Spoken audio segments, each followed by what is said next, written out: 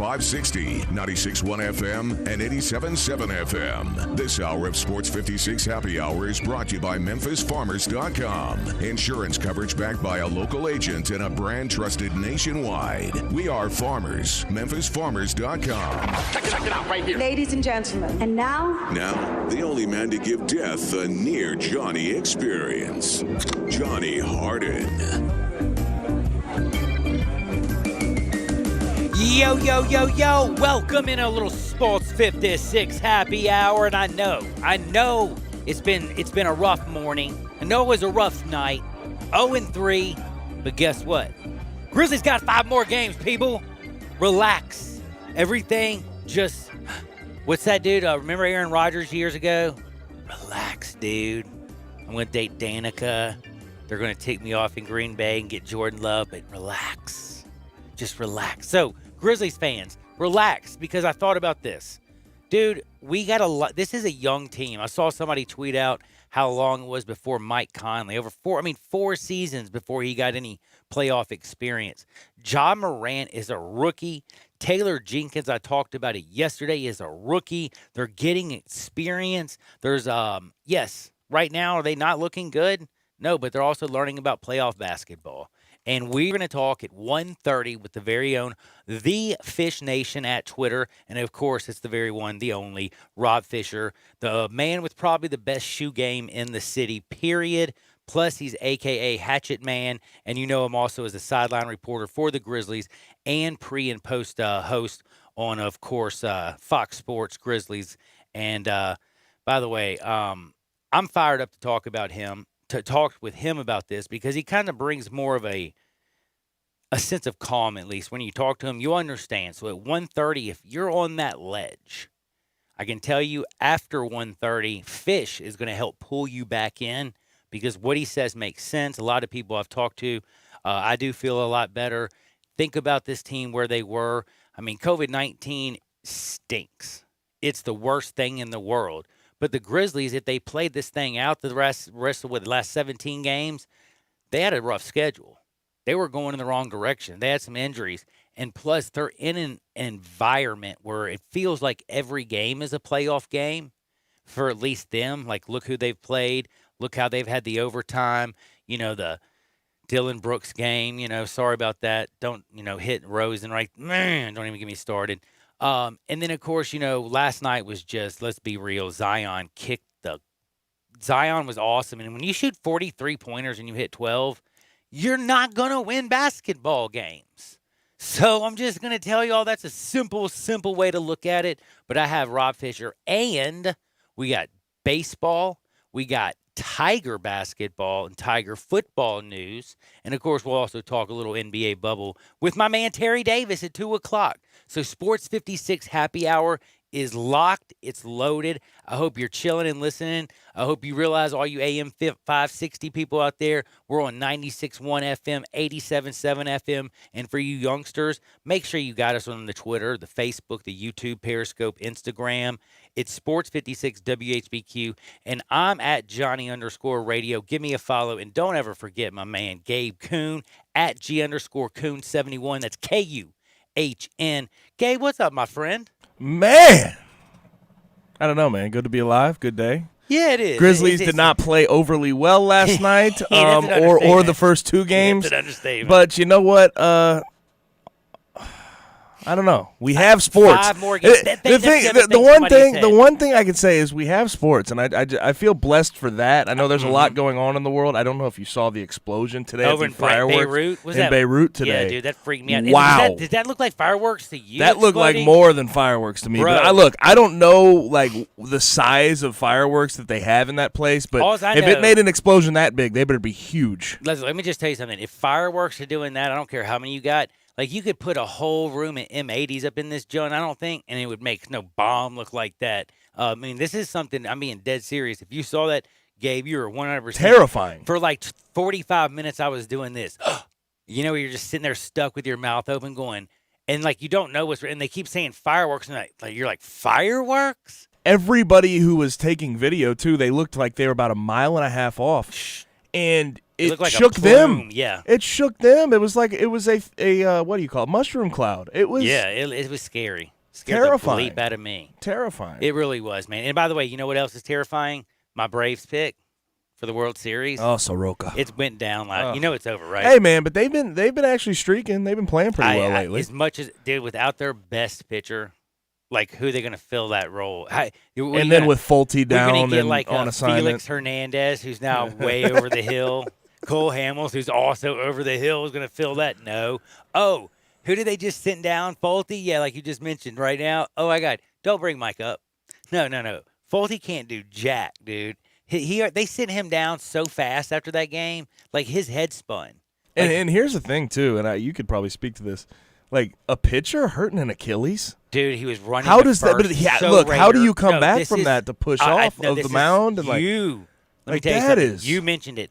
When you lose the ability to land, to plant, if you can't drive off that rubber with your back leg, you can't. I mean, pitching, people don't understand. You don't really throw the ball with your arm. Yes, your arm does some funky things, and it gets sideways, and you can tear up your shoulder and your arm, and you throw, but you can't throw 100 miles an hour like these guys or make the ball break if you're doing everything all arm. Unless you're Max Scherzer, who has a rubber arm, and I don't even know what the hell he's doing, throwing from here and all over the place. And there's certain people who are different, but most pitchers, they throw with their legs, their bodies. They need everything to be balanced.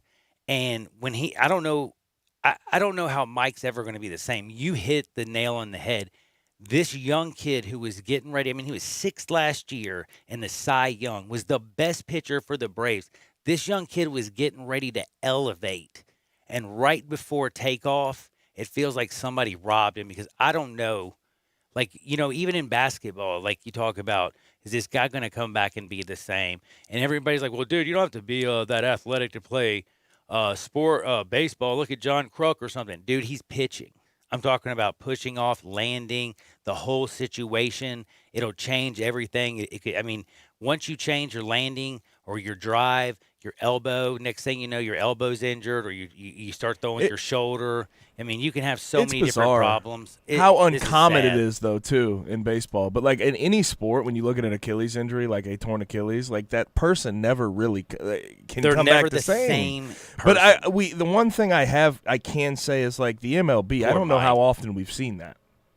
Honestly, I don't remember seeing something like that. Yeah. I don't remember it's just a freak accident, non-contact. You can't do anything about it. I've seen things. I mean, heck, I've seen a bird blow up from Randy Johnson one time. I've seen some crazy stuff on the baseball field. You don't usually just see a guy throw a pitch. He's cruising through a game, looking good as he's always looked. He was the opening day starter for the Braves, flat out balling out, and then all of a sudden you're like, wait, just a second.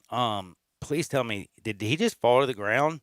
And everybody and their grandmother had to be sitting there going, oh, my God, get up. And then when you saw both coaches carry him and he couldn't put any pressure, I thought it was a knee. I was wrong because, I was watching and I was thinking to myself, he messed up his knee.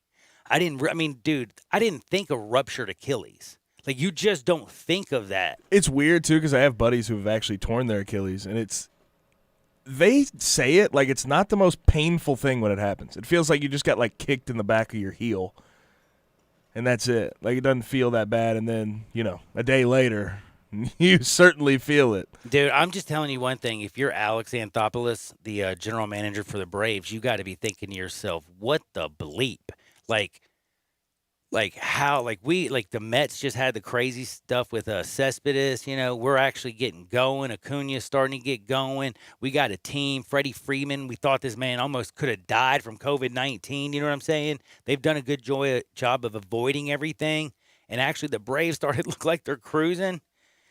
And then this is almost like a blow that, wow, I don't even know what to say. I just felt so bad for all Braves fans. But Mike Soroka, and this is before this young man got paid too, by the way. You do realize that. Yeah, so I know we're going to get to the leadoff here in a second, but a lot going on in the world of college football. 7-4, by the way. They were first in the East. We know what's going on, by the way. Nationals look horrible. Phillies aren't even playing. They're 1-3.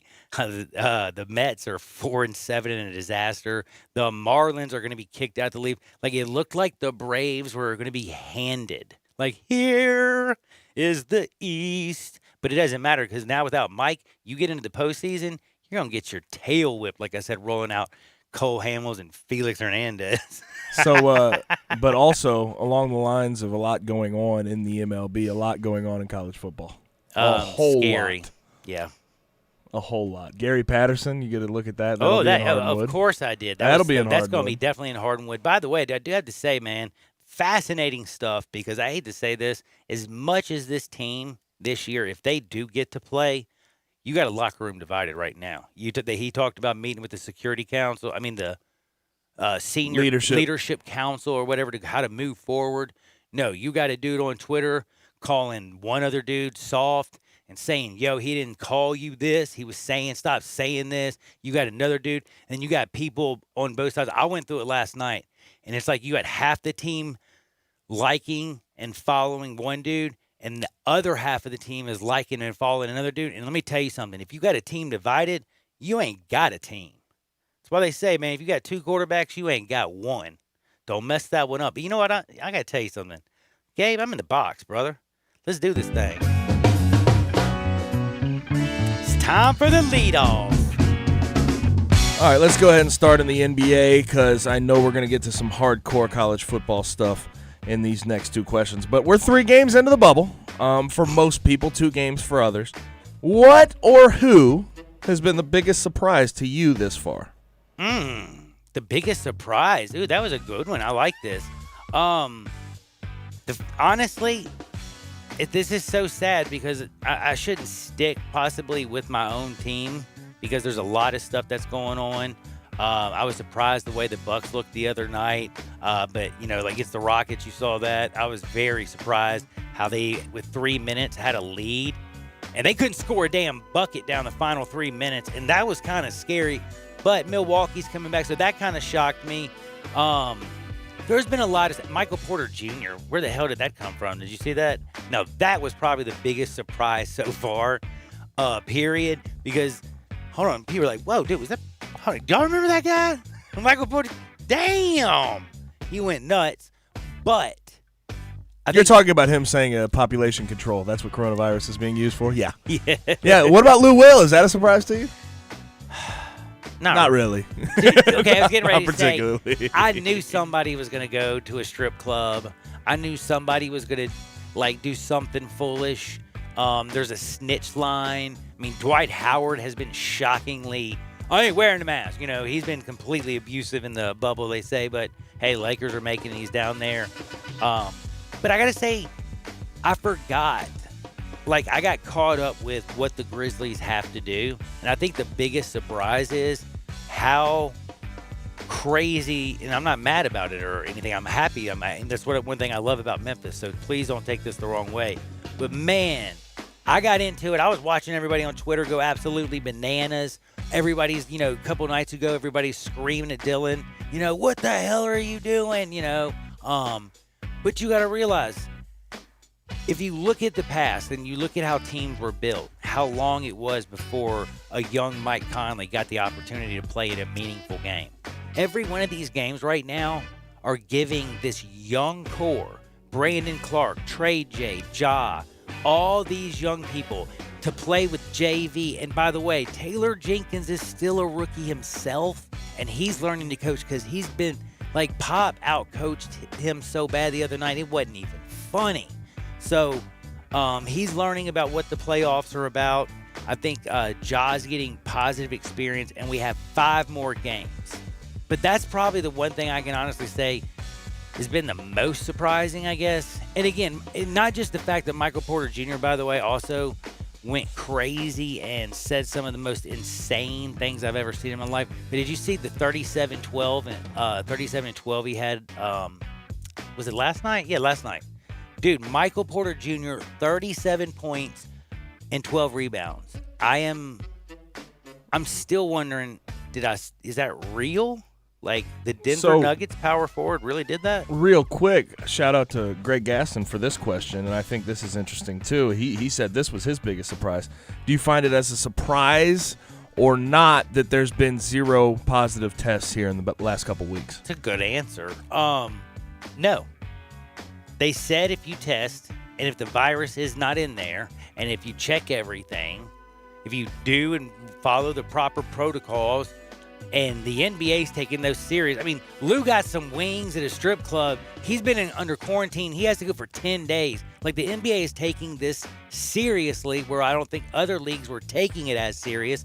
The fact that they took it so serious, guess what? They're going to get through, and they're going to actually hand the Larry O'Brien champion to somebody, and they're going to. And right now, people are having sports. It's fantastic. Can't complain. Now, to college football. We had our last domino fall last night. Toronto, by the way. Did you think they'd be playing this well? Golly, yeah, Raptors, I mean, they're damn. good. That's a good team. That's a good team. Like, truthfully. We know the Power 5 season formats. The last domino fell last night with the Big 12. They go 9+1. Obviously, they only have 9 teams that they can play. There's only 10 people in their conference, so they're going to go division list. They don't have divisions. With this info, and knowing that non-conference between Power 5s is very limited or it won't happen, what are your thoughts on what the College Football Playoff Committee can do to make their selections? Very simple. Everybody's changed. They're going to have to change. If you don't know, basically the Power 5 has already basically told the NCAA, you know what? That was hilarious. But listen to Heather when she talked about the Big 12's 9. Dinich, I'm assuming? Yeah. Sorry. I thought everybody knew who that is. Like, she's the one, like, she's the college football guru. Like, anytime there's something serious, they go straight to Heather. She comes out, she talks and says that +1 is more like another bye. And they're going to have a floating bye, because if you have an outbreak on one team, that's a minimum of 2 Saturdays you're going to have to miss, because it takes 14 days to that's the average time to make sure that you can get a bunch of positive tests and make sure that they can go and travel and leave. So that +1 isn't really that they're going to get some other team. It's built in to buy time. They've also talked about they're going to possibly push their championship game back a week, giving them, an extra week in case something happens. I like what the Big 12 is doing. I like what the SEC, I like what everybody's doing. And I don't feel sorry for the championship committee. I think it's kind of simple. I don't know what the hell if the Pac-12 is even going to play. Who knows? But right now, you watch the games. They're playing in conference. You know the SEC strong. You know you got, let's be real. Justin Fields, if he's tearing it up in Ohio State, you know what he is. You know who Lincoln Riley and Oklahoma are. They always make it and get killed in the championship. They put up the craziest numbers during the regular season, and the first game they get down there, they get their butt kicked. Every time. Isn't it hilarious? That's Big 12 football. Anyway, and then the ACC, you have Dabo and Clemson, and now Notre Dame is actually in there, so I think it made themselves, I don't think they have a problem. It seems like their job's pretty damn easy. Watch some football.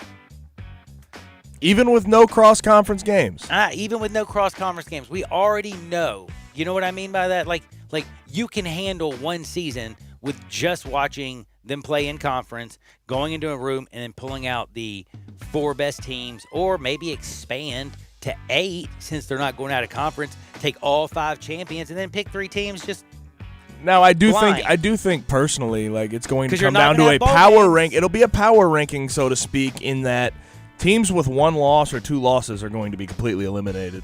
They don't have a shot. Right, because there's no non-conference. Unequivocally, there's no non-conference crossover. So unequivocally. I think it's very interesting. Now, we talked about the hashtag We Are United campaign in the Pac-12 yesterday. It's a lot of players saying that they're going to opt out if Larry Scott, the commissioner of the conference, does not give them their wants and their demands. Now, Larry Scott reached out and said that there's a timeline for some of the things that he wants to do. He accepts some of the demands that they want, but some of them are probably not possible, especially before the season. But what they said, they responded to Larry Scott via email, saying, while we appreciate the response, we are looking to move on a faster timeline than you have proposed. We are 2 weeks from fall camp and would like to work to come to a resolution so that we can play this season. Every day that we don't have discussions puts players at additional risk of COVID. And my question to you is, do the Pac-12 players in the We Are United campaign get any of their demands met before this season? No. I don't want to say no unequivocally. Before the end of the season or start? Before the start. Before the start. See, I think they're going to open up. I think they're going to give in to certain demands. Like they're going to open up some discussion. They're going to get some leadership council from each school or do something like that.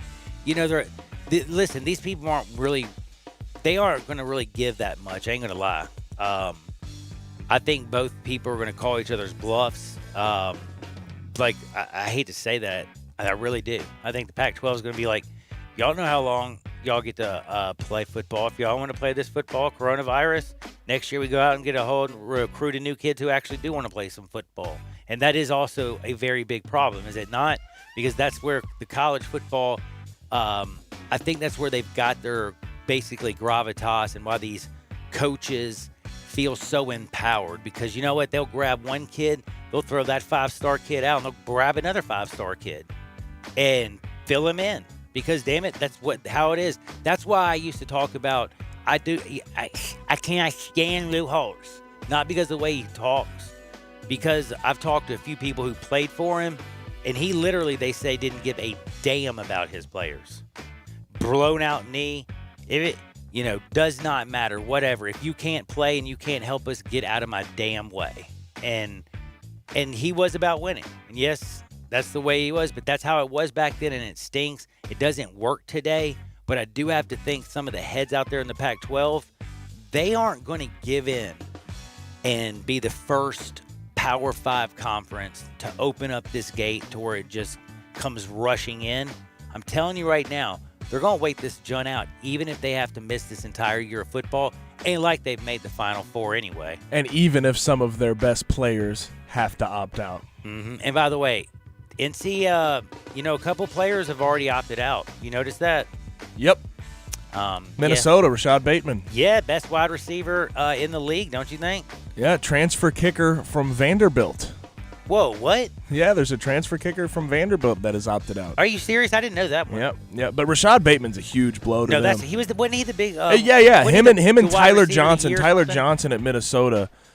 He got drafted this year. He was a third-round pick.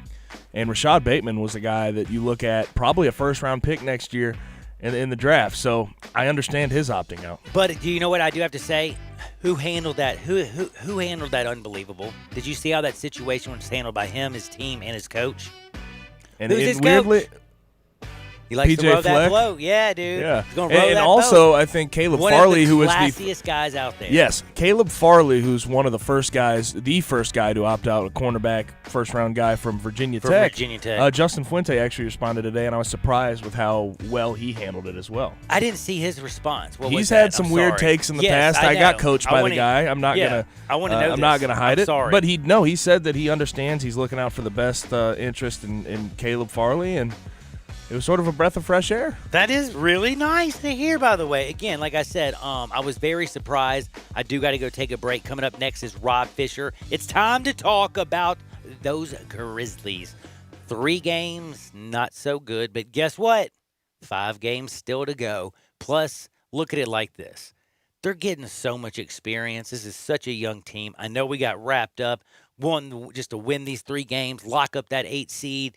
I understand the people who are just, crazy. But look, man, Ja hadn't played a full game. It seems like, yes, he's looked great in the second half of some games. Yesterday, had a bad game. Dylan Brooks done his thing. But the person who knows most about this, he's next. That's Rob Fisher, Sports 56. Never forget my good buddy Chad Gatlin, MemphisFarmers.com, 96.1, 87.7 FM. We are Sports 56 WHBQ. Listen to us daily on AM 560, 96.1 FM, or 87.7 FM. Ugh, my stomach. Don't worry, I've got you covered. When you have nausea, heartburn, indigestion, upset stomach, diarrhea. What's that? It's Pepto-Bismol Chews. Pepto-Bismol's now in a chew? Yeah, they taste great and provide fast relief. And now you can always have Pepto-Bismol handy. Let me try it. Try new Pepto-Bismol Chews for fast relief. Nausea, heartburn, indigestion, upset stomach, diarrhea. Use as directed. Keep out of reach of children.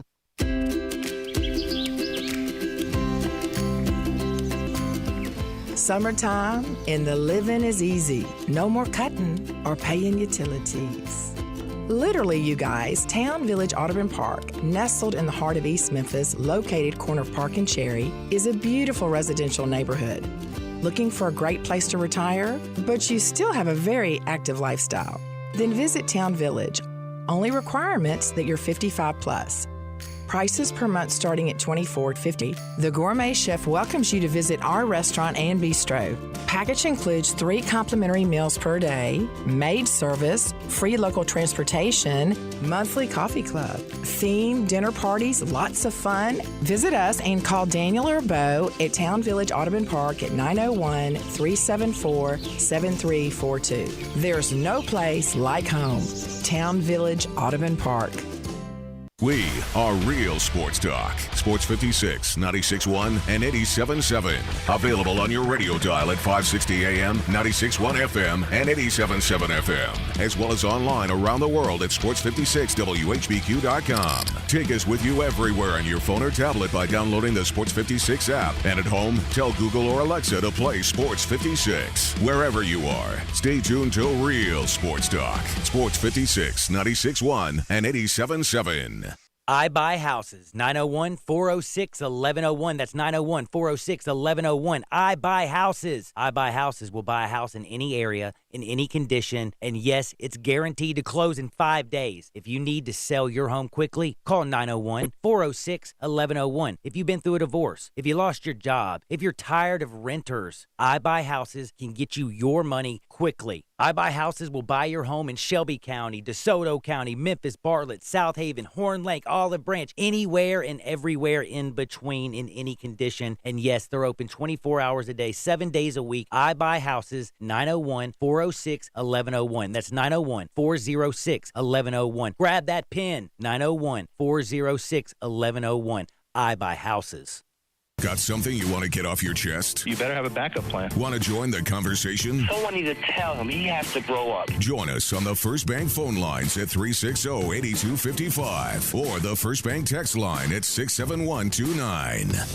At Jason's Deli, you can stuff yourself full of great deli food that's healthy, fresh, and best of all, it's not expensive. Jason's Deli is all about choice. Whether you're looking for a gluten-free menu, vegetarian sandwiches, healthy kids' meals, or if you'd like to invent your sandwich via the build-your-own selections, Jason's Deli has you covered. And they only use fresh, wholesome ingredients.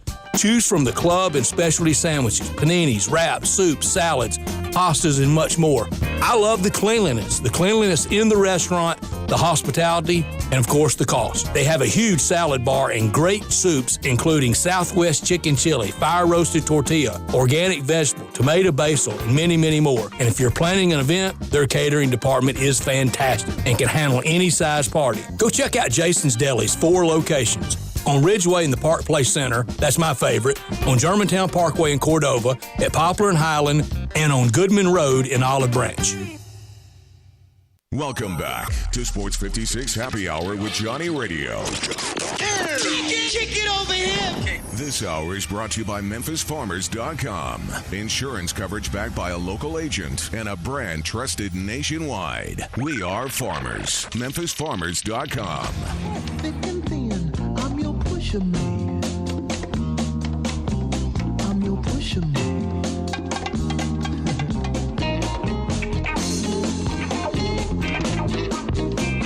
What is up? Welcome back into a little Sports 56 Happy Hour with your good buddy Johnny Radio. You know Gabe Coon's in the house at G_Coon. And yes, the Grizzlies have lost 3 straight. But hey, they got 5 to go, baby. And guess what? Every game is an opportunity to learn something. I've kind of started looking this a little bit. I got caught up in the madness. But I'm going to bring on the one, the only, Rob Fisher. Follow him at the Fish Nation. That's right, at the Fish Nation. He is, of course, the sideline, the pre- and post-game guy. But he's the dude with the strongest game, shoe game. I don't know if it's just the city. I think I gave him disrespect by saying he has the strongest shoe game in the city. I'd say he's got the strongest shoe game this side of the Mississippi. How about that? Wow. Pretty That's strong. High praise, Johnny. I appreciate it. I just know on the West Coast they got some wild dudes over there that's got some wild game too. Yeah. But man, I got to ask you, by the way, Fish, because I was in full freak out mode yesterday. Today I woke up and thought about this, and there was actually somebody's tweet that I actually read. I think it was, I don't even know who it was. I can't remember. But they were like, think about how long it took a young Mike Conley to get this type of experience. Think about how long it took a Marc Gasol. Think about how long it took a team that, looks like it's going to be together for a while to have an opportunity to play in games that actually matter. And plus, I forget this. I mean, he didn't even have a Wikipedia page. But TJ, Taylor Jenkins, rookie as well. He's learning. He got worked over by Pop, but I think that's also a learning curve. Who's learning the most here? Is it going to be the coaching staff? Is it going to be the young core? And how should we as fans actually look at this, this playoff or this bubble situation that the Grizzlies find themselves in? It's an interesting question. Who's benefiting? I guess I would say the players benefit more. Coach he's had experience as an assistant coach. And I think as a head coach, you kind of learn more and more each and every year about your roster and how to use a roster and, how to manage it in playoff situations. So, yeah, I think he certainly is learning as a rookie coach. But as far as the players are concerned, I think just the experience, the scar tissue, these 8 games, even though these technically aren't playoff games, they are. I was getting ready to say they feel it, man. Every single one of them from the tip felt like a playoff game. Yeah, and I think the experience of this is going to be great for this team going forward. You wish it was under normal circumstances and you were playing in hostile arenas and playing on the road and playing at home in front of a big crowd, and having those experiences to go along with it. But I think the intensity of play, this team talked a lot before the restart about a chip on their shoulder and no one believes in us. We're going to prove people wrong and it's us against everybody, that whole deal. Well, I think what they're learning is that's how everybody plays this time of year.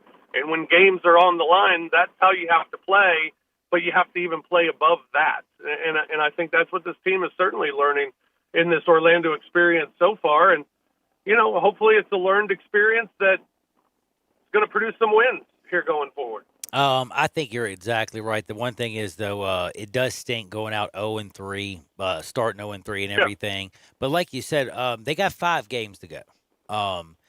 And again, every one of those games are going to be learning. I mean, Brandon Clark, Ja, think about all these guys. Dylan Brooks and Jaren Jackson Jr.'s are babies. And I'm not even sure if, maybe he is going to be there in the future and he's going to be a future starter, but I think he's almost playing even too much right now. I still think of him as a great role player. We're missing Tyus Jones and I didn't realize we were going to miss him as much, but yeah, because when you have Ja, you just think Ja. But man, having him come in to give him a little bit of break, you could see last night. And by the way, when you shoot 43 threes and only hit 12, you're really not going to win a basketball game or stay in it. And last night they just couldn't get going basically anywhere. It just seemed like, it just didn't feel like last night. They didn't feel like it. Nothing was going in the damn hole. You know what I mean? And by the way, Zion looked damn good. And by the way, Lonzo Ball, who was, picked just like, huge talent. Look at the difference. He had a good game. I'm not trying to say he didn't, but look at the difference in, the ceiling from what Lonzo and Ja are. The Grizzlies got lucky. They have a great young core. I really feel this team can grow together. Yes, Zion's on the Pelicans, but I like the pieces around Ja more than I like what the Pelicans got. Around Zion. I like what we got. I'm not going forward. They got a really good supporting group too. I think you could make an argument as a Pelicans fan about, hey, we got more around Zion than you do around your guys. But, I think as a Grizzlies fan, you could make the argument as well. So I think there are good arguments on both sides, but I'm fine with what we got. I like what the Grizzlies have, and I think it is something that's going to be great for the future. I think John Morant, his learning curve, he learns. Coach Jenkins said it the other day when we talked to him about Ja. He said that, he's always learning. Every single day he tries to learn more and tries to learn how to get better. every single day. And I know this last game especially, well, being 0-3 probably eats at him more than anything, but this last game eats at him a lot. And you remember the last time he was criticized on Twitter, he came out and he beat the Lakers, and he thanked that guy, that gentleman, for motivating him. Well, he sent out a tweet today responding to someone that was kind of getting on him a little bit and saying how bad of a player he was, and Ja responded and said, appreciate you, thanks for the extra motivation. So maybe expect a performance like we saw against the Lakers tomorrow. Against the Jazz. That would be nice, by the way. Yeah, that would be a nice one, man. And by the way, that one for everybody, like if you're just chilling at the house, that thing's at 1:30 tomorrow. Like, you know, that's I know that there's this great radio show that's on right now. You can put the TV on, you can listen to the show, but the Grizzlies and Jazz are rocking right in the middle of the afternoon. Do you like doing the mid-afternoon games like that? No, I hate it. You're a night guy because you're hatchet man in the daytime. It's like I don't like leaving an arena and the sun's out. I don't like leaving a movie theater and the sun's out. It just feels weird to me that it should be nighttime. It should be go home and kind of get ready for bedtime. And you're get like, out of the what do arena. I do? You're like, what do I do with the rest of the day? And the sun's still out. Yeah, it's weird. I've never liked afternoon games, and especially early afternoon games. So you got to kind of get up a little earlier and prep a little bit more in the morning, and don't have as much time to relax. So yeah, no, I'm not a big fan of afternoon games. But hey, I'm a fan of any games right now. Yeah, I was gonna say you'll take anything, except for you're also and working and everything. That's also nice. By the way, they play the Thunder as well on the 7th, and who just left the Thunder? I think a birth of their child. I just saw this come. Dennis Schroeder. Oh wow, that's huge, and I hate to say this. I mean, that's a big deal. And congratulations on the birth, but there's no way he can come back and play on Friday. So he won't be back. Looks like he'll be playing a shorthanded Thunder team, so that might help. And again, the Grizzlies have 5 more games, and should fans look at it this is because everything was so just crazy about making getting that 8 seed, and how the conspiracy theories and how mad fans were, and then Grizzlies are just going to go out and earn the damn thing and let's do it. You know what I'm saying? This is Memphis.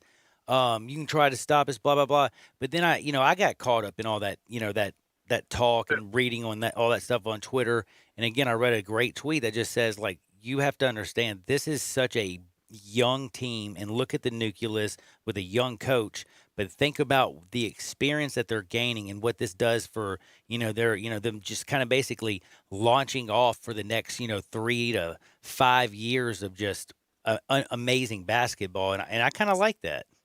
I mean, and I would say don't freak out. I mean, it's 3 games in. You're still 2 games up, and the Grizzlies aren't playing well. No, and hopefully they're going to play better going forward. Yeah, they've got lucky on some teams losing, man. My goodness. But that's the thing, John. San Antonio, New Orleans, Portland, they're not very good either. True. And, I mean, they haven't played 500 basketball all season. So to expect them to be better than 500, I think is a fantasy. So, Grizzlies need to win a couple games. I mean, if the Grizzlies go 0-8 and don't make it in the 8th or 9th, well, I just don't think that's going to happen. Like, that sounds crazy. Yourself in the foot. But that would be bad. I think that's crazy. I don't expect that to happen at all. I think they'll win a couple of games, 2-3 games out of these final 6 or these final 5, and they'll still get a playoffs, or at least they'll be at least in the play-in situation. I don't know. I'm not counting out 8 just yet either. I'm not counting it out just yet either. Like I said, they got 5 to go. You got a 2-game lead with 5 to go is tough. Yeah, that really is. It is tough. And the other thing is though, again, it's the experience. And Ja, like last night, like the first 2 games, I can't understand it. It's like he couldn't get going in the first half, and in the second half is like he was trying to let the game come to him, and then he just took over, and he was magic, man. Last night, let's just be real, against the Pelicans, I don't know what it was. There was nobody that seemed like they just had it last night. I mean, it's sometimes you just go out there and for some reason you just can't find it. And it felt like last night they couldn't find the bottom of the basket. And it just felt like whatever the Pelicans, I mean, Lonzo Ball was throwing dime passes full court to like Holiday and stuff, I was like, damn, man. They look like the Pelicans just look like they were in control, and the Grizzlies look like they were looking around them like at each other like, damn, we just don't have it tonight. It was almost like a here we go again sort of feeling with the Grizzlies. And you saw at one point when their heads started to hang a little bit, and you kind of got that feeling. Yeah, they were playing catch-up all night, and anytime and then the fourth quarter, it just fell apart. Like, yeah, and it felt like anytime you did anything, the Pelicans got it back to 7.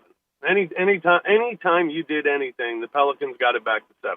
You got a 1-point lead, Pelicans got it back to 7. You got it to 4, they got it to 7. You get it to 3, they get it to 7. I mean, you were just at arm's length the whole game, and it's really been like that the last couple of games. It was like that against San Antonio as well, and it just, you play catch-up for so long, and you finally catch them, and then it's like you have to get another boost of energy to go past them, and the Grizzlies just weren't able to do that the last 2 games. They didn't play very well. They didn't come out good enough. They didn't come out with that intensity that they need to. The other teams played harder. Loose balls, 50-50 balls, went the other way.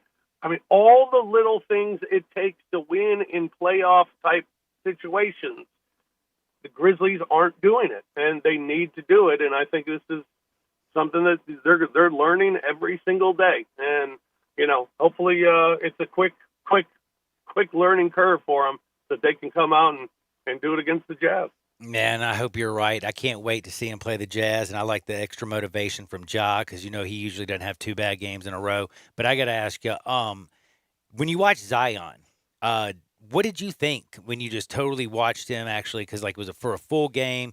You're watching the Grizzlies and you're watching Zion, and he played actually, like he played a lot. What was your impression of him, and what do you think about his future? Well, I think he's remarkably talented and remarkably athletic for his size. Yeah. I mean, he's huge. He's just absolutely huge. And the thing is, when he gets a full head of steam, look out. I mean, he's going to get to the basket and he's going to score. And he's going to punish you if you get in the way. He is going to punish you. I mean, you can't let him get that first step, because if he does, it's over. And he's scoring, or he's going to the line. I think he's going to be great. And I hope he is, because he's a guy that, we've been watching his highlights in high school. He was a social media sensation in high school because he was a man amongst the boys.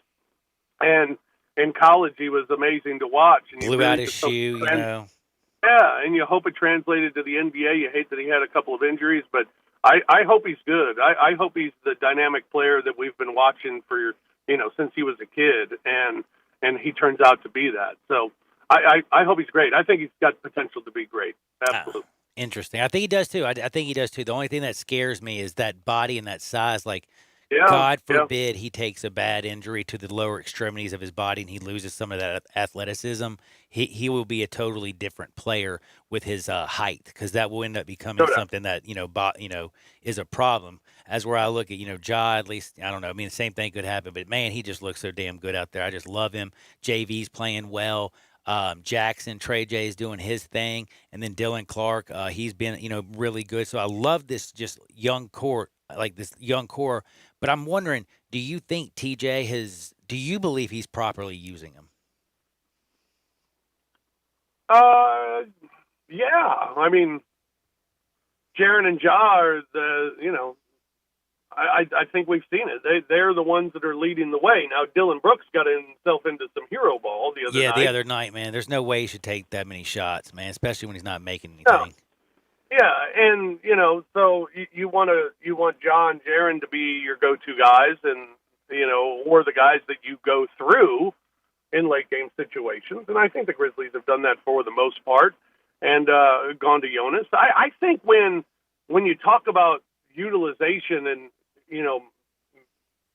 Dylan going off and taking those shots in a quick stretch, or you talk about not going to Jonas Valanciunas when he hits 3 straight shots in the paint and he's posting up and he has a mismatch and all of a sudden you don't get him the ball. That's not on the coaches. That's on the guys. That's on nice. That's on learning the game and recognizing the game. It's about recognition. It's that small thing of knowing, hey, this guy's going. We we need get him the ball. The coach shouldn't have to say, hey, get him the ball. He's hot. I mean, those should be things that are recognized. And, I think sometimes you show your youth when you do that, that you don't feed the hot hand, or you take shots that are too early in the shot clock. Those little things that you learn, that you experience when you talk about cherishing every possession in the postseason, it's those little things that you got to learn. And I think the Grizzlies are going through that learning process. And so to me, when things look like, and you want to say, what are you doing when you're watching the game and it's late in the game situation and you say, what are you doing? I wouldn't look at the coach in that situation. You got to look at the individuals. They got to know better. Follow the man with the best shoe game in this side of this Mississippi. Like I said, that's Rob Fisher at the Fish Nation. Check him out. The sideline reporter pre and post game right now. Check him out, of course, at Grind City Media and when he's on TV for Fox Sports Grizzlies. Now, Rob, before I say goodbye, you got anything you want to say to the peeps and remind you do I need to kind of call you in the morning to wake you up and let you know that the game's at 1:30? I think I'll make it because I'll be on with Peter and Sane tomorrow morning. Oh, you're gonna be early. Yeah, so I'll be up early. So I'll be fine. But thank you. I'll have my alarm already set. So it'll your all children? be good. Is that your alarm? Yeah, absolutely. Hey, have a blessed one. Thanks, Fish. Be good out there, my friend. Anytime. That's my good buddy, Rob. I'm late for a break. This is Sports 56. Don't ever forget Memphis Farmers. That's right, memphisfarmers.com and Chad Gatlin, 96.1 and 87.7 FM. Broadcasting from the Family Leisure Studio, we are Sports 56, 96.1 and 87.7. I'm here with the great Pat Donahue from the Rendezvous Restaurant Shipping Department. Thanks, Brett. We've been shipping our ribs all over the country now for decades from our USDA-inspected shipping kitchen in the Pinch District. We hand-cook our ribs in pits that Mr. Charlie built over charcoal, just like they do at the restaurant. So what comes in a rib box? We could do pork shoulder, we could do ribs, our sauce, seasoning, baked beans, coleslaw. We'll even throw in Pancho's cheese dip with our nacho boxes. We also put a bag of Rendezvous seasoned popcorn, heating instructions, some chef hats, some wet naps, and some other helpful tips from our kitchen. We ship our ribs overnight, exclusively FedEx. And we put them in nice packaging. We don't ever want to use styrofoam, so we use corrugated cardboard, actually 2 boxes that fit nice together, so the ribs get to you, your loved ones, or your clients in a safe, wholesome manner. Rendezvous ribs are perfect for out-of-town clients, customers, loved ones. We also ship ribs for any occasion. Where do we order these great ribs? You can go to www.hogsfly.com or give us a call at 1-888-464-7359. Charlie Burgos' Rendezvous Restaurant in the alley since 1948. Brian Elder's Roofing Solutions. Chris Price here for Brian Elder Roofing. The storms we've had over the past several months have been devastating to our communities. The rainy season is ahead. You may have not even noticed the dripping in your attic, water stains throughout your home, or even worse, mold and mildew. Please call Brian Elder Roofing and we will send out our project managers to assess any damage. We will not try to sell you a roof if all you need is a repair. We will measure your roof from outer space.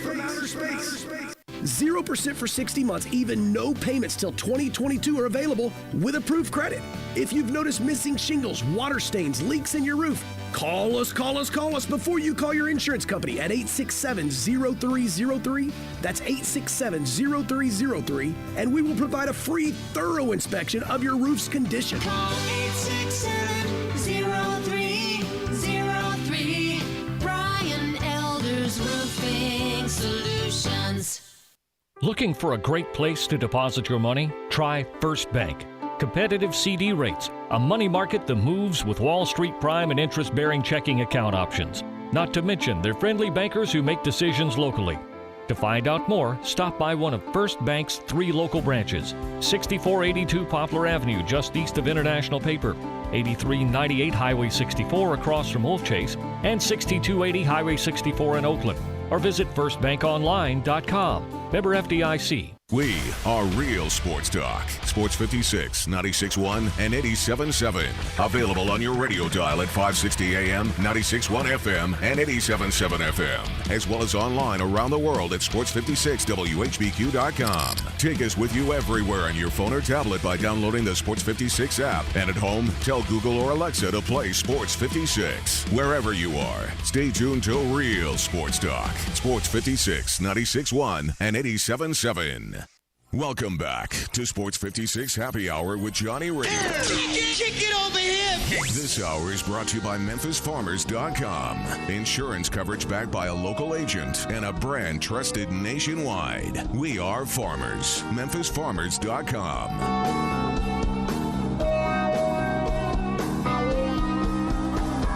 Yo, yo, yo, welcome back into a little Sports 56 Happy Hour. I'm your good buddy, Johnny Radio. Follow me at Johnny_Radio. Thanks to Rob Fisher, that's right, at the Fish Nation, for joining us and talking some Grizzlies. And also thanks to my good buddy at G_Coon71 for getting that all set up. And now, this is the important thing is, it's 67129 on our text line. My man Nico, he's chimed in and says, call me a conspiracy theorist. I like that, by the way. Conspiracy theories are great. They're kind of entertaining. But I don't think it was a coincidence that back-to-back game was against Zion when they had a day's rest. Ooh, I like it. I like it. I think it's interesting. But again, the Grizzlies were pretty good usually on back-to-backs. This is a young team. And again, yes, I believe that they, or at least trying to give the lower seed a chance, because if they played it out, the Grizzlies, in all honesty, they had a tough schedule. Other teams didn't. Grizzlies weren't playing all that great. And, I talked to, somebody that made a really good point. It's easy to get wins in November and December, early January. But once February rolls around and March, and then you start getting closer to the playoffs, those games are harder to win. And that's what I'm saying, that, they're not just getting those games in this year.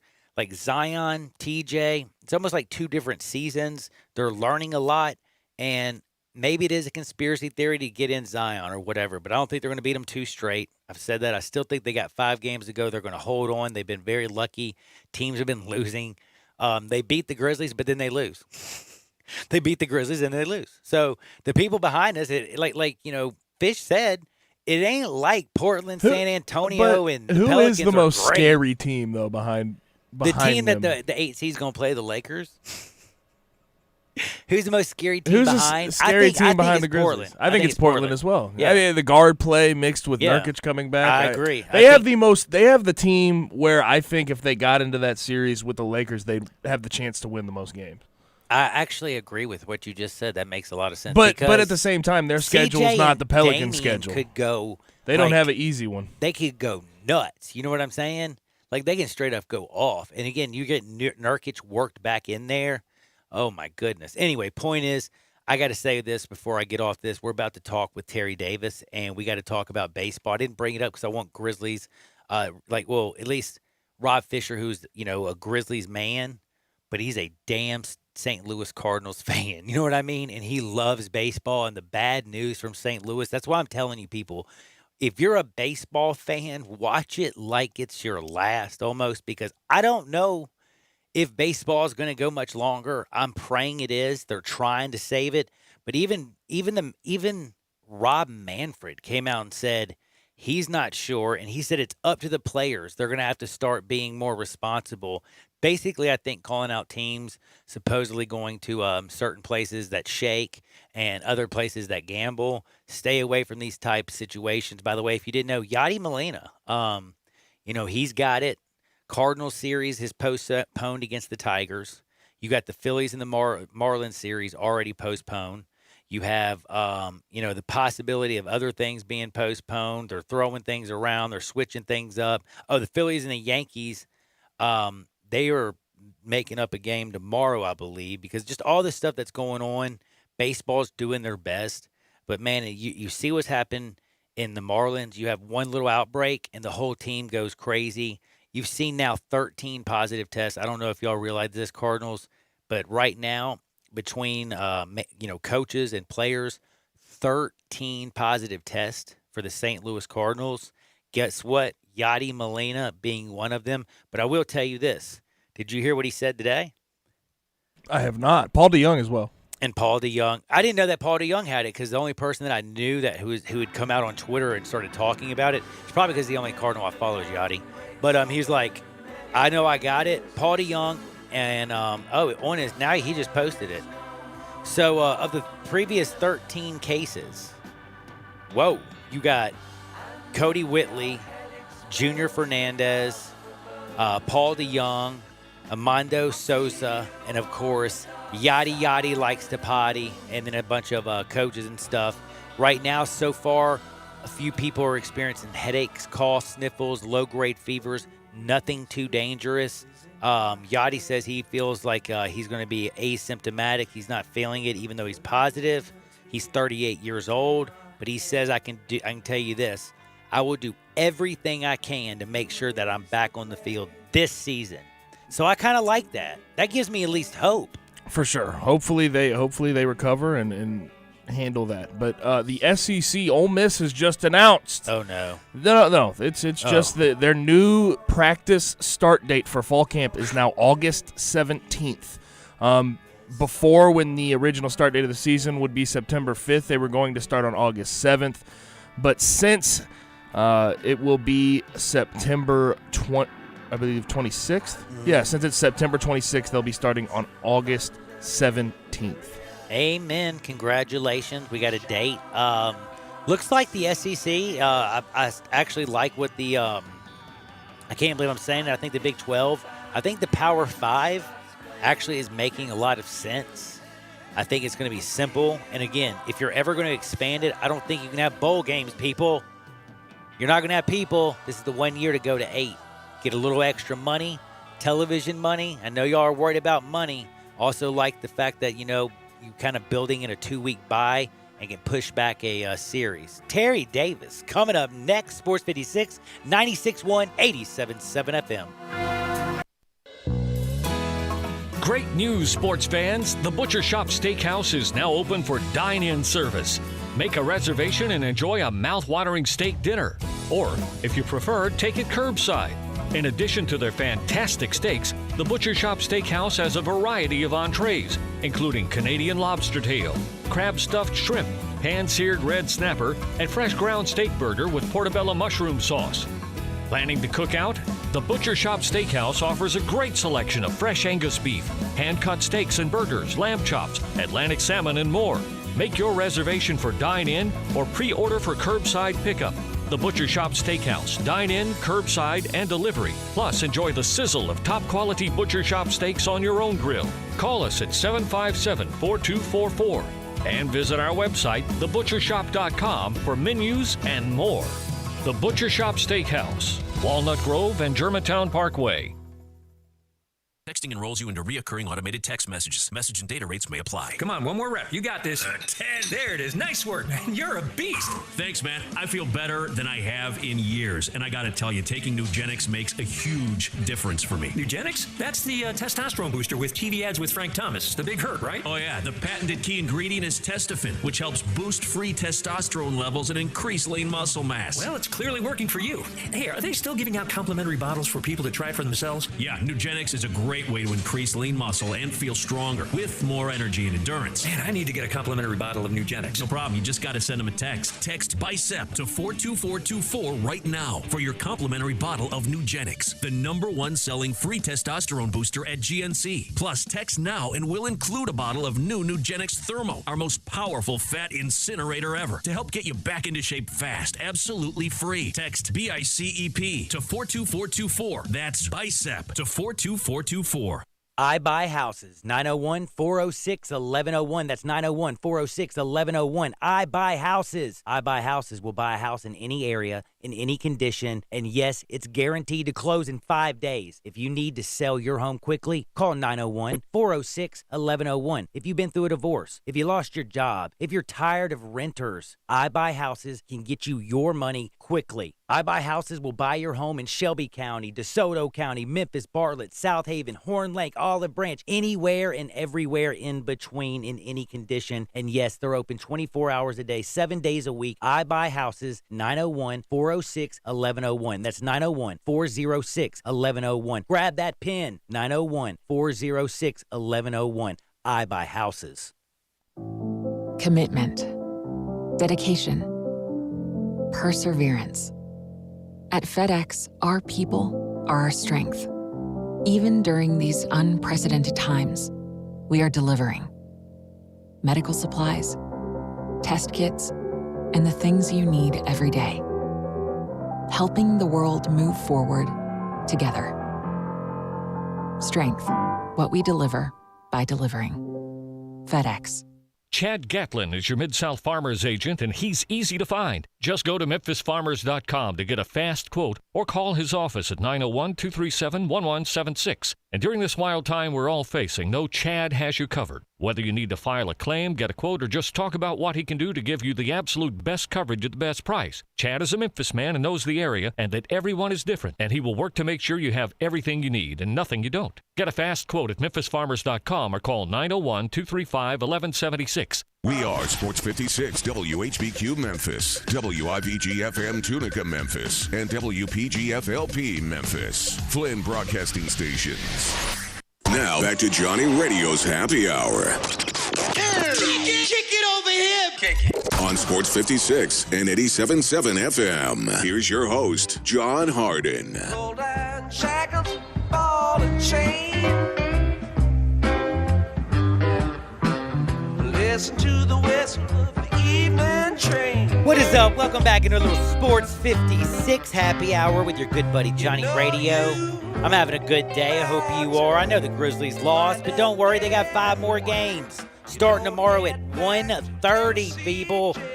I know the good show right here is on, but you can just watch the TV and listen to me. It's perfect. But tomorrow, big game against the Jazz. We got to talk also about the Tigers. We got to talk about college ball. I mean, another college football player, and Rashad Bateman, he opted out this season. Again, Virginia Tech's cornerback Caleb Farley, he opted out. Trying to think who else has also opted out. But by the way, I do have to say, PJ Fleck, the dude is such class. The way he, said he wished him well and he's always going to be a part of the program and he loves him and all that stuff. That's how you handle your system. And guess what? Moms and dads and other players, they see that stuff and you know what they say? Man, I like that guy. And for some reason, I've always kind of liked him. What about you? How do you feel about PJ? Awesome coach. I think an up-and-coming coach as well. I mean, you look at last year's season, how well they did in the Big Ten. I think he is on his way to sort of coaching stardom at this point. And he's just how he handled all the social injustice things at his school. I mean, he has done a fantastic job since getting to Minnesota. Now, by the way, did you know that Bateman becomes now the highest projected draft pick who's pulled out of there? Because, he was projected to go number 6, I believe, in the 2021 rankings. He was the number 1 wide receiver at his position. I know Caleb Farley was up there as far as corners go. He was in the top 10. They had him as like the second corner off the board, and they had him at 10 or 11. It was like saying. So Caleb Farley was the previous highest person on the draft board to come off and say, I'm not going to play. But now Bateman becomes the highest, they say. He's going to skip the fall. They say he's just going to work out and prepare for the 2021 NFL draft, and that he just can't risk it because it means too much. And by the way, I'm going to just be honest with you.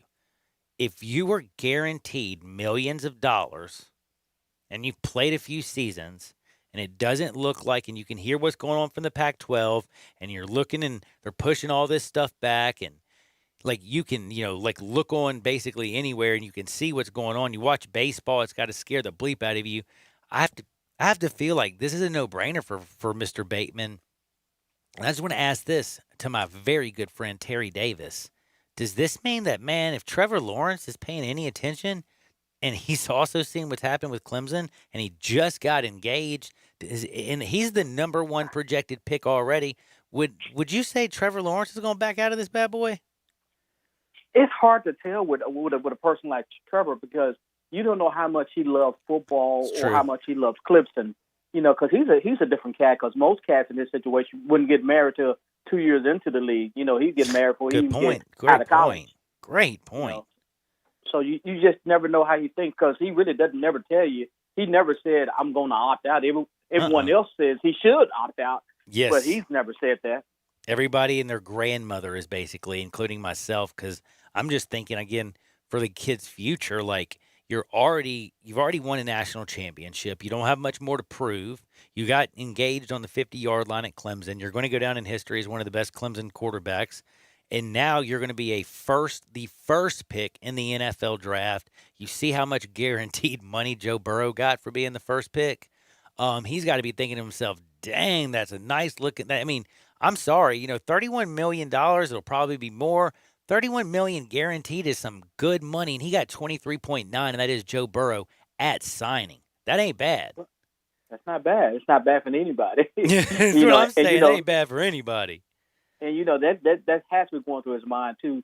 Just like in the James Wiseman situation, it's the outside forces. It depends on how much he let the outside forces, being the agents and all these analysts, saying you should play, and how much he take that into account. Kind of also, I can't believe I'm saying this, but I almost feel like that young man almost probably didn't ever watch like ESPN or Fox Sports or any of the or read all the clippings. It just seems like he's just like the happy-go-lucky kid. Exactly. With it getting engaged, playing football, doesn't have a care in the world. I don't think his life. He looks like he's living a good life. But another thing too, he get the NCAA has an insurance policy out there. So if he does play and he lose his value, his contract, because they know how much he's going to be slotted for, and he's projected to be a top 5 pick, he can get the insurance policy to offset some of that loss if he does lose any. Ooh, do you know I forgot about that new rule that now can't the team can actually pay for that insurance, right? That's correct. So Clemson, they could go ahead and say, hey, we can go ahead and go get you whatever Lord of London insurance policy, man. You, God forbid something happens and you're not the number 1 pick because you get injured or get COVID. Bang, bang, boom, you're still going to be a millionaire. And with a young man like that, I can't see him not playing. If that's a very good point. That's a great point. Now, I got to get to some stuff that's very tough. Let's be honest. By the way, everybody, y'all know who my good friend Terry Davis is. He joins us basically every single Monday, Tuesday, Wednesday, whenever I basically, whenever you're not too busy and I can, catch up with you. But at Terry Davis 515, he's been basically covering this area, sports and basically sports for longer than even me. But I love him. You'll love him. At Terry D515. Now I got to ask you right now. I know that you usually are talking. Me and you are talking usually Memphis. We're talking Grizzlies. But I got to start off with baseball. How comfortable are you now seeing what happened with the Marlins and now seeing with, oh my goodness, the Cardinals? And, it goes from 1 to 13 in just basically 2 days. How nervous are you about baseball actually finishing? 2 out of 28. So I like those odds. You like those odds? Okay. I like those odds. I dig it. Yeah, the Dodgers are playing well. The Yankees are playing well. Boston's playing. The Braves Cubs were playing place. well until Mike Soroka blew out his, Right. ACL and made Braves and like fan I said, cry. And baseball is on all the time. And then I even like the fact that, for the guys who have to make up, my team played a two-game 7-inning doubleheader, which I have no problem with. I didn't either. Right, because they've been playing like that in the minor league for years and forever. So it's no big deal. And it's different. Like, this is the weird part. I keep saying I did not realize how big of a sports junkie I was until COVID. Like, now that we have sports on television, like, I'm not watching, like, honey's not watching the Golden Girls or How to Murder Your Boyfriend and Get Rid of the Body or because she loves that ID network. It drives me crazy. Or she'll go from the Golden Girls to like that, I call it murder porn. I'm like, God, that's such a weird, or this 90 Day Fiancé thing that she watches. And now that I get to take the remote control back and I get to watch sports again. I'm like, baby, this is my job. I love saying that. This is my job. Hey, don't knock 90 Day Fiancé, man. It's a bunch of drama going on in there, man. Oh, yeah, you watch that one? Yeah, there is some drama like a mug. I've never seen anything like that. That one scares me. But I will tell you something, though. But, like, I've been telling people, you got Aaron Judge who has homered. I mean, he hit 6 homers in his first 8 games. Dude is out of control. Just what he's been doing is fun. So, yes, like you said, the Yankees are awesome. Shane Bieber. Listen, Cleveland can't win a damn game, it seems like, unless he's pitching. Exactly. Like Clevenger's got to get going. They got to start scoring some runs. Lindor needs to start hitting. Ramirez needs to start hitting. But dadgummit, Shane Bieber, if you're Justin Bieber even gave him a shout out. He struck out 27 in his first 2 games. He's been just on fire. There's been some really fun really, really fun things in baseball. And the simple fact that I've also watched, the Dodgers and the Astros series. Oh, wow. I don't That give was a great. damn. That was fun. That was fun. Like, I enjoyed that so much. And then the whole Ioannis Cespedes going missing on Sunday. Like, baseball back is like, because that's the only sport where you just like, I mean, well, basketball is pretty good. You had Lou Williams going to Magic City. But, like, you get some really funny stories out of baseball. Yes, you do. And like I said, it's a bunch of people you can love to hate. You know, like I'm not a big Nelson Cruz guy because of what he did. Oh, and he's been crushing it this year, even though he's 40. been crushing it. Right. And, you know, it's just certain players that rub you the wrong way. Yep. And, you know, sometimes you don't even need a reason to. You know, it's because they crush your team or they're just bad people, you know, because a lot of people hated A-Rod. And a lot of people just love Jeter, and Jeter never said anything. So that's one thing about baseball. Baseball is all about characters, and you know that does help, you know, with the game, because baseball is always a game within the game, and I love watching the game for 9 innings or 18 innings, or how long it may go. All right, now I got to ask you a trivia question. 27 years ago today, what 46-year-old beat the tar out of a young Robin Ventura because he charged the mound? Do you remember that? Yeah, you know, and he is one of the best guys too, because when I was in Austin, he used to own the minor league team before he went into the major league with the Texas Rangers. Really? So yes. Because matter of fact, his son owns the Houston Astros right now, because they used to be the AAA affiliate in Round Rock, Texas, and then they went down there and bought the Houston Astros. So Nolan Ryan and his family got a big piece in the Houston Astros. I always see him at the games, and I remember watching him pitch. And that dude, and that's the thing is it's weird, because I remember watching Nolan Ryan pitch, and they would be like, nobody has a more dominating fastball than Nolan Ryan, and it'd be like 97 miles an hour. And like you see guys throwing 106 and stuff on the gun, and you're like, what the hell? You know.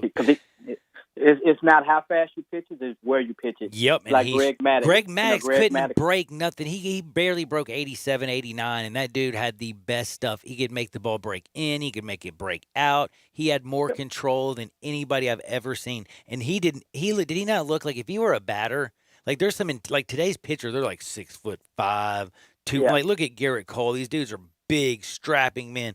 Greg Maddux, like you see him in a grocery store, he'll look just like your granddad. Exactly. He's like a big nerd out there. Yeah. His own, you know. And he was the best. Outpitch me, and he'll outpitch you every time. So it's great, man. Man, I'm so happy to talk baseball. Nolan Arenado finally hit a home run the other night. Yep. So, yeah, like I'm just praying that it makes it. This is the sad thing is, I don't know if you saw this, and before I get off and get back into the basketball and the bubble, did you hear? And the New York Times actually tried to correct them. But did you hear what the MLB kind of like basically like sent an internal memo, like stay out of bars, strip clubs, and casinos? And then like I didn't see it. Yeah. Oh, it was so funny. And then like the New York Times kind of came out and somebody wrote something like, well, not only do they need to stay out of bars, strip clubs, and casinos, but they also need to stay at grocery stores and churches. Like they were all like, I'm like, dude, you got to like kind of combine casinos, strip clubs, and bars. You know what I mean? Like they're all the kind of the same. Put them in one umbrella. But my goodness, I was shocked to see that the only, like, I guess, essential really is the grocery store. And that scared the hell out of me. That's why I'm just going to send my girlfriend. But then she'd come home and give it to me, wouldn't she? Yeah. Well, my thing is, you know what, when you're in a situation, where, especially when you're getting on planes and going to different hotels, you have to be extra careful, because you run into different types of people that you may not, you know. True. You may accidentally bump into them, and you just got to take precaution. You know, like I said, when I tweeted out, the Cardinals, you got to wear your mask, you got to wear your hands, and you just got to be freaking. Don't be stupid. Don't be stupid. Just don't be dumb. That's the way we should be. Like just right now during this, like you notice there is a global pandemic. Just don't be stupid. I like that. I think that should be like a new bumper sticker. Just don't be stupid, yo. Yeah. 2020, just don't be stupid. That's what we're going to get from that. I like that. Now, speaking of don't be stupid, I had to like look at myself.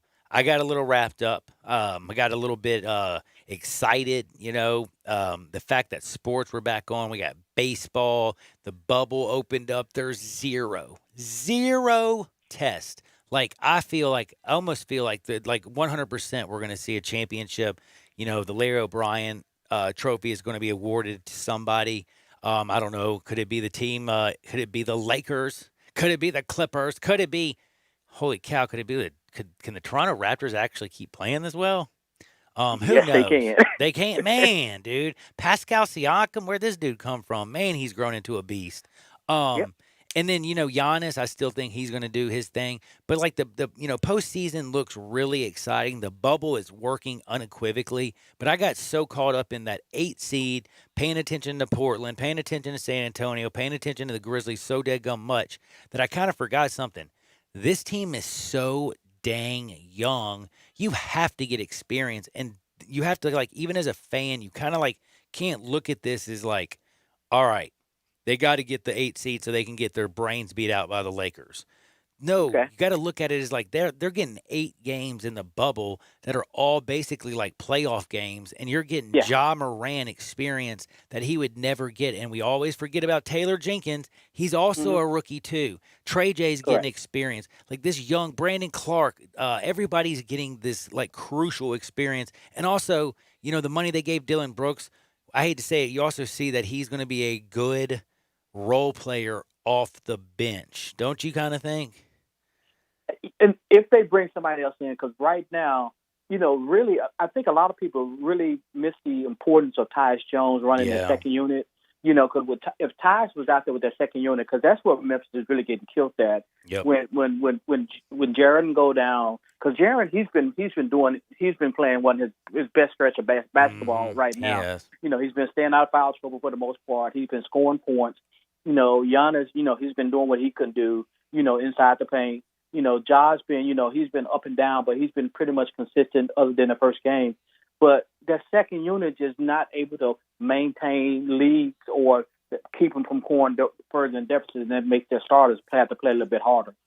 I think you're 100% right there. Then last night, let's just be honest, you got a back-to-back for the first time in a while, and that fourth quarter, the Grizzlies looked just like heck. The Grizzlies were playing from behind the whole damn game, but they just at least I felt there's no way in heck that they're going to win this game. Like I never got that feeling when the Grizzlies kind of made a little push there in the third, and I guess I think they tied it up at one point. They took the lead. Oh, they even took the lead. Yeah, I was trying to think, and I just felt like even when they did, there's they go down the end of the court, and then bang, Zion bangs one in, or Lonzo throws a cross-court pass. Again, Lonzo, and then Brandon Ingram was playing well above his head last night, because I feel like I don't know. I still, I like what the Grizzlies have around, Ja and their stars. A lot of people talk about Brandon Ingram and Lonzo Ball. Listen, Lonzo Ball, I think Ja is going to be much better than Lonzo, and they were, same position, taking the same spot. You know what I'm saying? Ja, I think, has just got a heck of a lot higher ceiling, just like I think he's got our guys over on our team have a higher ceiling, like Trey J has a higher one, I think, than Brandon Ingram, et cetera, et cetera. So no, Zion, he's a beast. But can Zion, with that body, can he stay healthy? He stayed healthy for since the bubble. I think with experience, I think he's going to learn how to eat properly, and I think he's going to tone up a little bit and take some of that unnecessary weight off. Because get a little bit lighter on his knees and joints. Get a bit lighter on his knees and his joints, because everybody said it's baby fat, but you can always get in shape. Once this is the first year he's really having money, other than having the little small money he had at Duke. But but he can hire nutrition, in a person to keep him in shape. It's all about keeping the pressure off those knees. If he gets the pressure off those knees, I think he'll be okay. I love how you snuck in that little small money at Duke. That was really good. That was really, really, really good. I love you sometimes, TD. Terry Davis at Terry D515. I love you, my brother. Now, Grizzlies, again, the way we look at this, I have to ask you, though. I was very frustrated. Again, I'm now looking at it. Hey, there's 5 more games to go. Do you still feel comfortable that they're going to actually have that 8 seed and actually, win one of those bad boys if they even get into that little play-in game where they'd have to lose twice to one team? Do you think that do you think they're going to get in basically and be the team that plays the number 1 seed? They're going to get in because if they can split either the Oklahoma City game or the Utah game. And by the way, Schroeder's out. He went to go see the birth of his baby, so Dennis is gone, man, and that hurts Oklahoma City, in my opinion, big time. Yeah, so if Memphis can win one of those two games, because they're going to win the last three games, because by that time, Toronto, Milwaukee, and Boston all will be shutting it down, and Memphis is going to win the last three games. So if they can go 4-4, they will secure that seed. Because right now, as bad as Memphis played with the 0-3 start, they still have a 2-game lead right now. Yep, and that's a great point because the Portlands, like Portland, Sacramento, all these teams that would beat the Grizzlies, New Orleans, who beat the Grizzlies. New Orleans wasn't playing good going into last night. Now they did get a win. And then, of course, Portland pulls out the game against the Grizzlies, and they lose the next time. And same thing with the Spurs. So it's not like these teams are taking over. And Rob Fisher kind of said it really good. It ain't like these teams been playing better than 500 basketball all year or something. You know what I'm saying? So don't expect them to go out there and just go, win every dead-gum game down the stretch. That makes so much sense. And then you talked about it, the last three games against who they're playing, they're going to be set. They're going to set their guys. They're going to rest. I agree with you. But the Jazz, and now that the Jazz tomorrow at 1:30, does that become probably like their biggest test? Because Oklahoma City without Dennis Schroeder, and then like you said, the last three games, they ain't going to be playing a lot of their starters, kind of like the crazy thing the New Jersey Nets are doing today.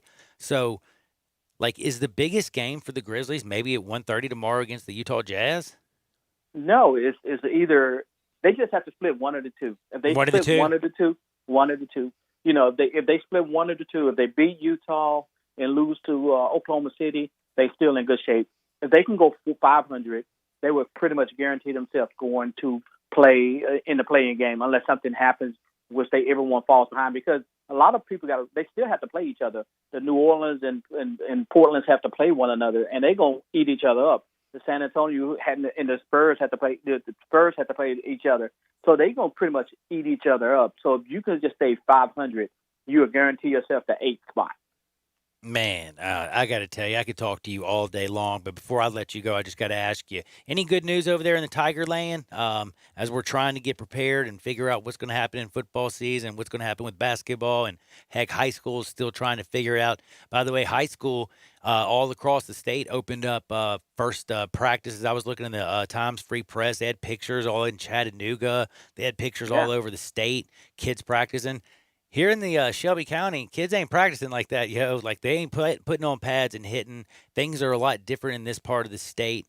How are you feeling right now about what's going on with the Tiger football program and Tiger basketball program? I think you got a indication of what's probably going to happen. You saw what Collierville said they was going to play yesterday, and Houston came right along with them. If the high school are playing, and that's the lowest level, everybody above that is going to play. Is definitely going to play. They're definitely going to play because if you see the Sun Belt release their conference schedule, how they're going to play it out. The SEC released their conference schedule. Americans still haven't released their conference schedule yet, but if they hadn't said no by now, the likelihood is they're not going to say no because, as bad as it spiked, over the last few weeks, and they hadn't said no yet, I don't think it's going to get any worse. I think we might be at the plateau level. So as long as it doesn't get any worse and people just don't dropping off, start getting hurt and getting infected, I think they're going to play. And right now there's no indication that said that no, that they're not going to play. And there's one thing that you said that always kind of stuck with me. You said you think they're going to miss 2 March Madnesses 2 years in a row. Right. Hell no. No, they're not. When you put it like that, I'm not worried about basketball. I'm a little bit more worried about football. But again, the Power 5, I like what they're doing. I like the Big 12. Basically, that 9+1. That +1 is they only got 10 dead-gum teams in the Big 12. They can only, you know what I mean? You can only play 9. Yeah. So that +1, they aren't going to pick anybody up. They're going to use it as like a 2-week bye. If you ever get somebody that does have a breakout, you cut them from playing. They quarantine for 2 weeks, and then they're back at it. Or a tune-up game to start the season so you don't get into conference play. You'll play something like a Texas State or you'll play a smaller team that you know you're going to beat that get you in tune before that as a season opener or as a break in the middle of the season too, to do that too. So it's all about it's a built-in. So even if we schedule you, if we cancel, we won't have to pay you. It's just one of those things. It's just be on TV and we just give you TV money. Terry, be good out there. Take care of yourself. Be safe. That's my man at Terry D515. I can't wait to talk to you again next week. And I always love bothering you and rapping with you during the week as well. I appreciate my brother. Take care, my friend. That's Terry Davis, and I'll be right back. I got to tell y'all one thing, though. This is very, very important. I've been talking to y'all. We talked about, college sports, doing your part to make sure this lower levels. I talked with Gabe Kuhn on the other side. We got Hardenwood. We got some funny stuff. We got some serious stuff. But this part is serious. That's MemphisFarmers.com. And the reason it's serious, why? Because auto, home, life, business, house. I'm having house issues right now. I promise you. I can't wait. Of course it happened. I didn't even know there was this whole time period or whatever, because I had to pay for.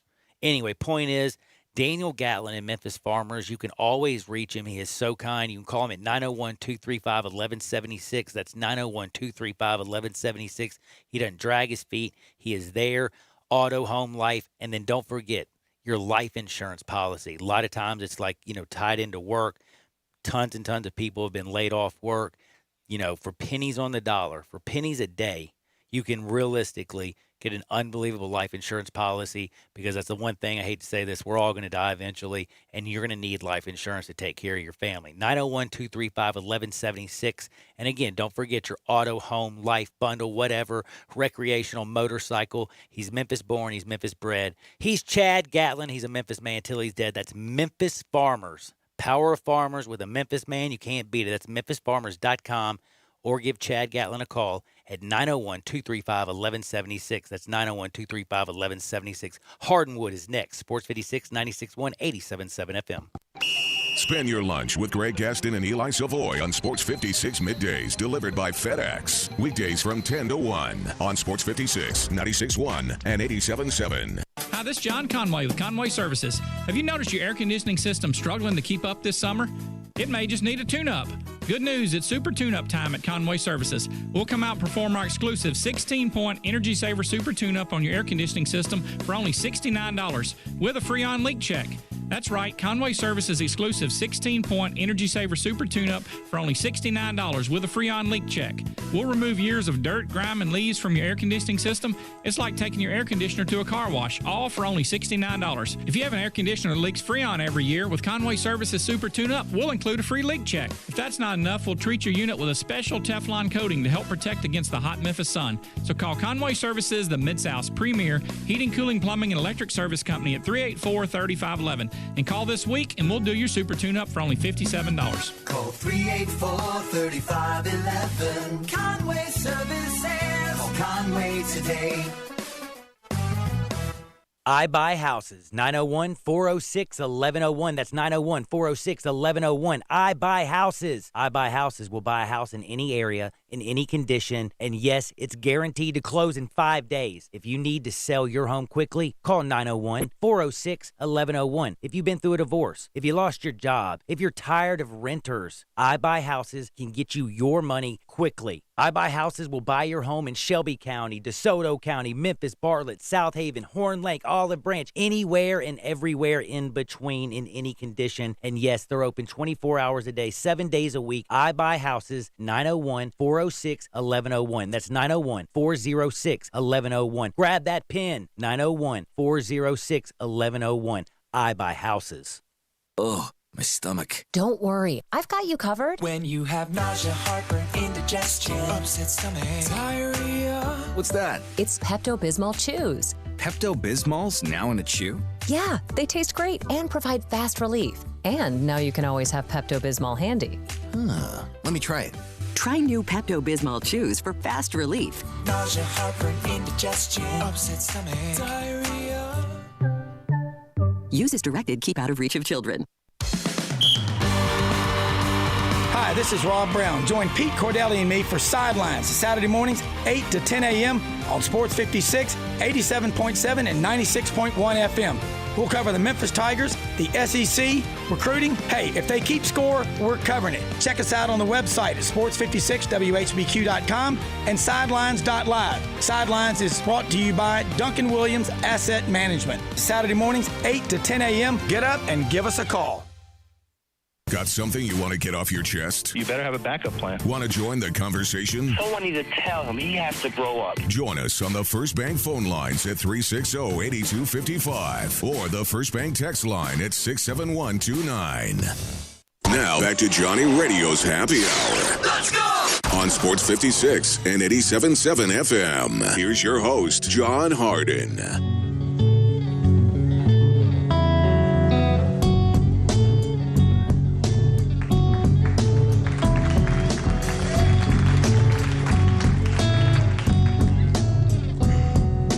Many a hand has scaled the grand old face of the plateau. Some belong to strangers and some to folks you know. Holy ghosts and talk show hosts are planted in the sand to beautify the foothills, shake the many hands. There's nothing on the top but a bucket and a mop and an illustrated book about birds. You see a lot up there, but don't be scared. Who needs Jackson when you got words? What is up? Welcome back into a little Sports 56 happy hour. It's your good buddy Johnny Radio, my good buddy Gabe Kuhn. He's your good buddy too at G_Kuhn71. That's him. You know me at Johnny_Radio. And don't forget, you can watch us on Twitter, Facebook, YouTube, Periscope, and Instagram. Sports 56 WHBQ. Check it out. You'll absolutely love it. Now, we're about to get to my favorite segment of the day, which is Hardenwood. I got crazy stories. We got Michael Jordan stories. We got a good news about a house party that everybody was talking this morning about all these NFL players. I don't know if you've heard about this.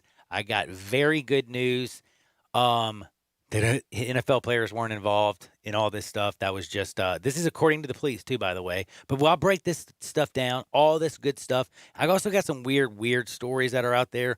Again, there's some stuff that I got to ask. Like, I don't understand. Like, I love George Kittle.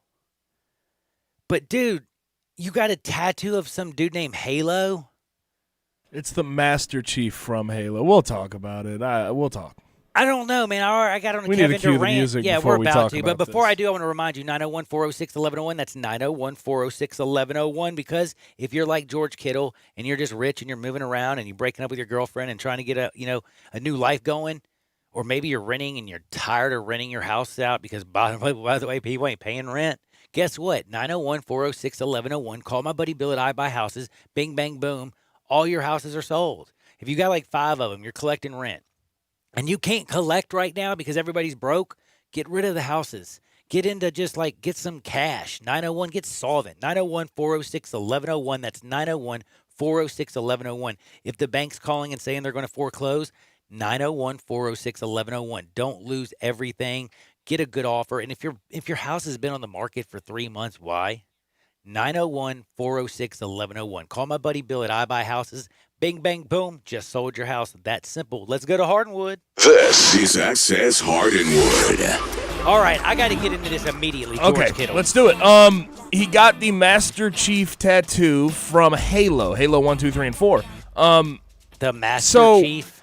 I didn't realize how nerdy he was. It's a video game. It was on Xbox 360, Xbox One, PlayStation, whatever. Wherever you get your video games, it was there. I got Master Chief with Isn't me that always. the nerdy? I didn't realize how nerdy he was, Dude, man. And dude, I'm sorry. I love, George, dude, I would never say this to him because he'd beat me to it. I mean, he's the best. I think he's strong. He's better, in my opinion. I would rather have, Travis Kelce.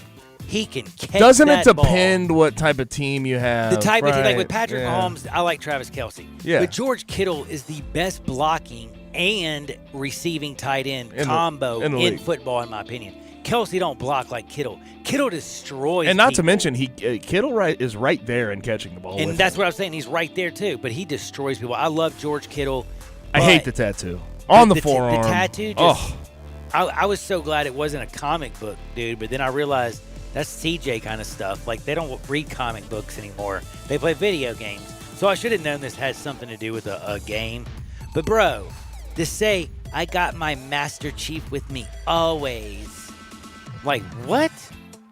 I don't know. And again, I don't know what it is. I just don't like a dude putting He ink said, of another if man. you ever doubted my love for video games and Halo, you won't do so now. Why you don't have to prove that to us. I'm good. I think you're proving that to yourself. Why? Do you know how big his forearm is? Like, dude? That took a lot Who am of I work. to doubt that you like video games? I don't get that. I don't know, man. It's just very obviously, this is not like the first time someone's got like a video game character. I'm sure Mario and Yoshi and all the Mario characters are out there, I hope tattooed somewhere. That's horrible. But by the way, but either way, you know they're out. I mean, like, do you remember that you know they're out the there. stamp on the back? Oh no, you got one? No, I don't have any ink. I changed way They call too it a much. stamp. I don't want to say the first part. Yeah, of I'm not either. I'm just gonna say, like, have you ever seen Lady and the Tramp? It's a great show. Yeah, By the way, yeah. the stamp. There you go. Or That's the way to do it. Or the little thing on the ankle. I don't like that one either. Do you know what I'm talking about? Where the little girls like put like a little peace sign or a heart or a like heart or something like an arrow with a yeah. heart with an arrow through it or something something. I like, don't know. dude, something. But either way, if you're gonna get a tattoo, get a real tattoo. Like, to get your forearm covered with a video game character, I'm sorry. I don't like it either. Not for me. Not for me. But go ahead, George But I Kittle. will Do tell you? you. I'm not gonna judge it if I'm in front of George Kittle. I'm not going to judge it in front of George Kittle either. But I will tell you one thing. I would rather be George Kittle and dorky than Gary Patterson and having to deal with a team split like they are today. Oh, my goodness. It's all his doing, though. Yes, it is. I don't know how it is that he thought, listen, I understand if you got a linebacker who's using the word too much and you say, son, don't use that word. We don't use that word. You don't repeat the word that he used. Like twice. How many times has this happened too? I don't like with the understand, teacher. like, You what remember that coaches- that famous like teacher who like said it and then he had to explain. yes. It's got the A or the like. Yes. No, dude. No, like, dude. how No, many times no. has this happened in the past where you like? It's very clear you should learn from this and you should not do it. So I don't know how. And somehow he has players backing him up. That's and exactly protecting what I him. was getting ready to say. So now Dylan Jordan is being basically, and like the thing is you have the senior tight end, Artavius Lynn, who has basically come out and said, Patterson did not slur you. He was telling you, he said you were using the statement. He didn't call you that word. He was trying to get you to stop using the word period. I mean, he goes out on Twitter. And again, I looked at this stuff, and it's got like 21,000 likes from this guy. All this, like, and you look through there, you see half the team. Then you go look at the other one, and you see Dylan, and you have NFL, NBA, famous people. Yeah, that's the way to go. And then you have people on his own team who are also liking it. So let me just tell you what's going on right now. You got a team down in TCU that is divided. Gary, that was stupid, man. But also, Dylan, this is something I want to ask you, Gabe. Do you think that Dylan should have called, like, they didn't go to practice. It seemed like the leader or whatever council was going to talk to each other, but he didn't. Then went to Twitter. Is this I don't know. I am honestly, I'm at a loss for words with this whole situation because I don't even know how to feel because I don't know. Like, I can't believe Gary Patterson is that stupid. I think we need to figure this out, too, because Dylan Jordan was accusing him of other things as far as treating him unfairly and saying, you're Correct. an effing brat, I'll send you back to Pitt. Like, there's a bunch of different things going on. That's exactly. And he's not talking about Pitt as in Pittsburgh, the college. He's To talking where he about lived, Pittsburgh, like, Kansas. yeah, like okay? So, like, he's trying to say, I will send you back to where you can't. Like, all I'm trying to say is clearly something's going on, and I don't even know how we have players, because I know in my time at Memphis, if a coach were to ever say that word, there's no protecting him. Yeah, like, there's no protecting. I don't care what the context was. But I are mean, you truthfully, shocked that but half the team came out and protected? That's what. It's what I'm surprised. I am shocked. That's why I am I'm sitting shocked. here in a situation telling you I really don't know how to feel because I'm not in that locker room. And I'm getting torn apart by all of the Yes, different feelings and reading from everywhere. all the players. Just like all the I different mean, players. LaDainian Like, Tomlinson's nephew came out and protected him. Yeah. I'm just lost, it's honestly. I'm lost as well. 67129 if you're Because as lost on the as me. surface, there's no question, like, this is Horrible. Gary Patterson's fault. He should have to take, accountability for his fault. You but don't then go his, and say that in But then front of his your whole players team protect twice. him, and you're like, Yeah. what really happened? What's going on? But also, it kind of makes me also that there's that thing. I'm not going to lie to you. And I've said this back in the day, like your coach, like you look at your coaches, and this is almost a bad thing. And I know players do this. They almost take it on like a father type or a God-like type role in your life, if you know what I'm saying. They basically tell you when you can eat, when you can sleep, when you can do anything. And you basically get, I don't know how to explain it. You know what I'm saying, don't you, Gabe? There's a lot of people who, when they come in under a program, football is so organized. All your time from the minute you wake up till you go to bed is all planned out. And that structure, a lot of people need it. You know what I mean? And I think that's one of the things where it's almost the brainwashing power kind of like. And this is a point that, of all people, this is so crazy. I had a conversation with my mom about this exact story this morning. Really? Yeah, it's kind of funny. Like, she sent it to me, and she's like, I've seen this excuse a million times. It's always about the context, and everybody wants to, like, make an excuse for the guy. I don't get why. But she was like, look, like, these players are at the mercy of what the coach does. That's and Gary Patterson has been there forever. He is TCU. So, to a certain extent, there's some guys that might feel indebted to have his back on situations like this. Like LaDainian Tomlinson. Like his nephew. And I don't think they should, though. I think they need to hold him accountable to what he says. He did come out and apologize today and said he met with the seniors in the Leadership Council. And he says, we are committed as individuals and as a program to fighting racial injustice of any kind. You just can't do that. It's not okay. It's never been okay, and you should know better than that. You've been coaching at TCU for how many years now? Okay, I'm going to ask you a question. Does LaDainian Tomlinson's nephew play for them? He does. I did not know that. I thought he was just coming out on Twitter. I believe it's Trey Tomlinson. Because, LT, when he was there, and he was under Gary Patterson, late 90s. I think it was the last year, 2000 was his last year. But what he did at TCU was basically put Gary Patterson and TCU on the map. Because not many people knew about TCU, and then everybody knew of TCU because of LT and what he did those years. I mean, heck, he almost made it I think he might have made it to the Heisman. I can't remember. I know he didn't win, but he might have even made it to the ceremonies from TCU. That didn't happen back then.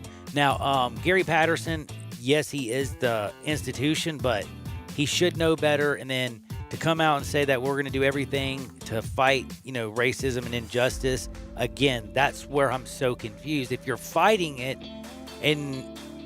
how did you become the one that basically just divided your team?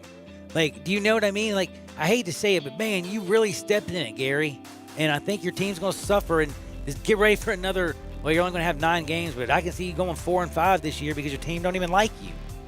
It's just bizarre. It is so bizarre. The teammates trying to say, oh, well, he's just trying to get him to stop saying it. You can tell him to stop saying it without using it. It's very By simple. The way, it's very simple. I do a radio show all the time. I can't say certain things. People say, you say what the bleep a lot. Yeah, because I can't say the other word. Gary, like, how hard is it for you to just say, son? Pretty obvious and important distinction to make between saying it and telling him not to use it. And then using it twice. And then using it twice. I'm confused. Like, again, I don't think Gary Patterson's going to face any crazy repercussions for this. Either. But it's a bizarre situation, and it's definitely going to take its toll on TCU's team. I think it's and by the way, a hella toll on their team. Moving on from this. Yeah, because I got a crazy. Guess who's coming back today? Guess who's playing their first game back in the NBA restart? Who? Lou Will. Whoa. Mr. My Wings. guy. Our guy. Mr. Breast and Thigh. Mr. Breast and Thigh. I love him. By the way. Somebody said that you get wings as an appetizer. Yes. Eli read this. This was the funniest joke. Yeah, then you get breasts and thighs as the dinner.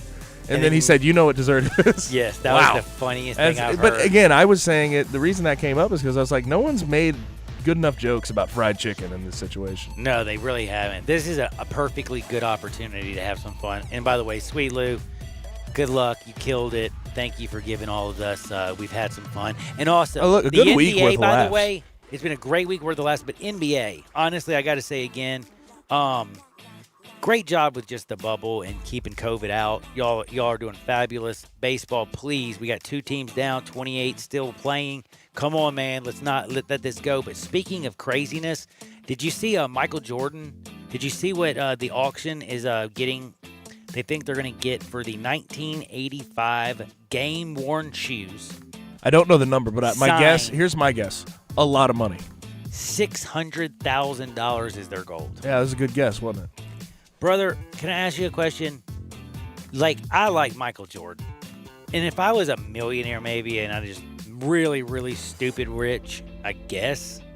But $600,000, I would feel guilty for even spending it on something as stupid as a pair of shoes signed by somebody. When you look around, like you could actually help out a lot of people with $600,000. You know what I'm saying? Yeah, you could. You certainly could. It just freaks me out that people pay that much. You know who the rapper? You know J. Cole. That's where I was going next because I was going to ask you. Like he can. He's cold. He's good. He's a good player. Did you see my retweet of his shooting? Oh, he's good. Dude, he's bigger than I thought, too. He can dunk, too. I mean, he's solid. And did you hear who's going to give him a tryout? Pistons, they said hit us up. I don't know. Like, they could be blowing smoke. Master P came out today and also said this is the real deal. The Pistons are going to give him a legit tryout. You think he could be a G League player? What do you think? I'm going to tell you one thing. I'm going to tell you something. I don't know. Master P did get some contracts back in the day. I don't know if you know this. He was a pretty good baller back in the day. But J. Cole, I tweeted out a picture of him practicing and shooting. Look, I was thinking that maybe he was going to think he was a big dude who could go down low. And I'm like, bro, you wait till you get to the NBA. These guys are monsters. When they were showing him actually shoot, and he, like, from both sides, it was like 10 in a row, bottom. Nice form. And from what I understand, he's going to a legit skills trainer to actually work on his game. That's what I'm saying. He's a guard. Oh yeah, that's what I'm saying. But he's a big, he's pretty big too, by the way. I mean, he's a 6'3". He's only 6'3", actually. He's not as big as I thought. Good guard size. It's a good guard size. He ain't a point guard though. I don't know. Damn, if he looks a lot bigger when you put him on the you know how great that dude was doing with the video thing, because man, he made J. Cole look big in that video I tweeted out. But he's a great rapper, so it ain't like he doesn't have something to fall back on. Go for it. I'm never gonna crush anybody for chasing their dream.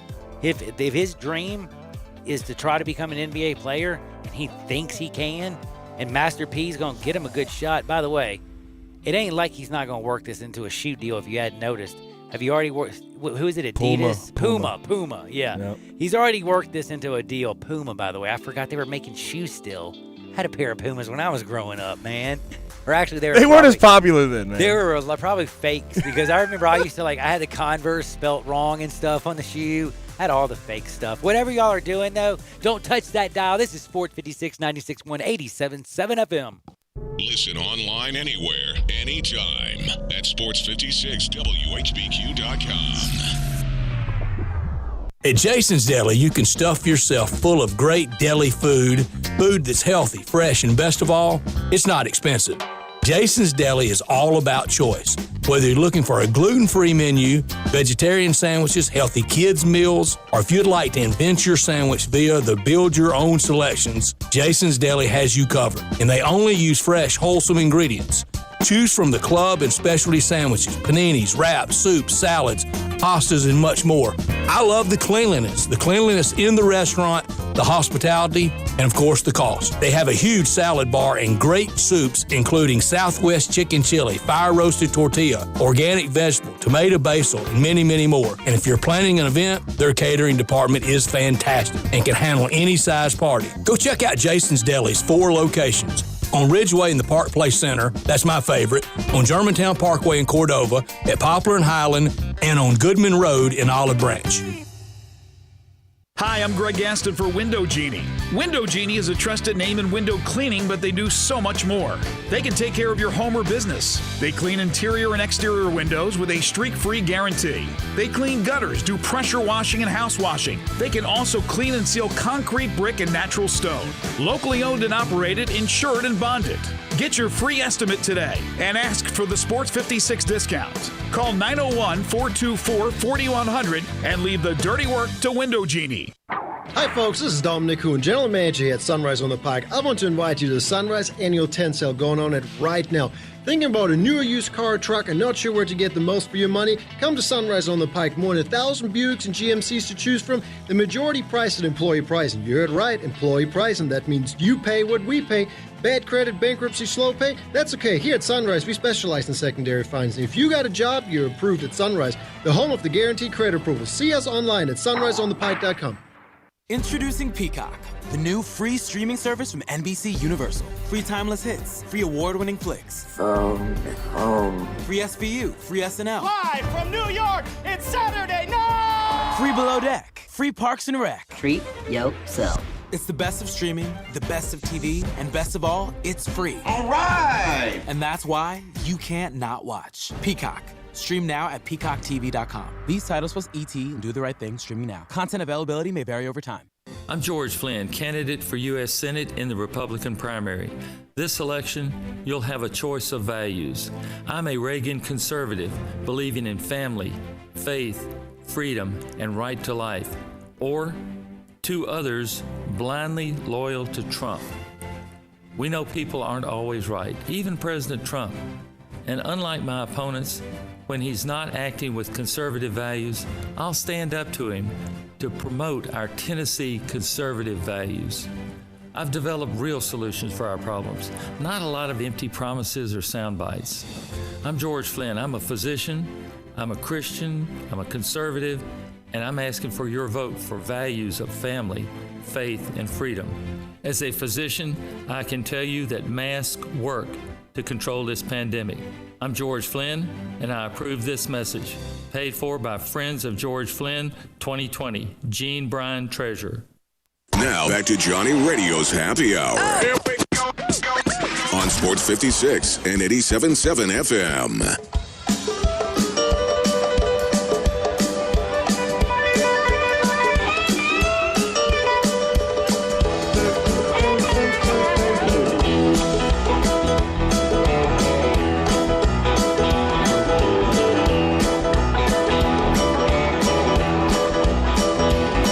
Like a big woolly mammoth.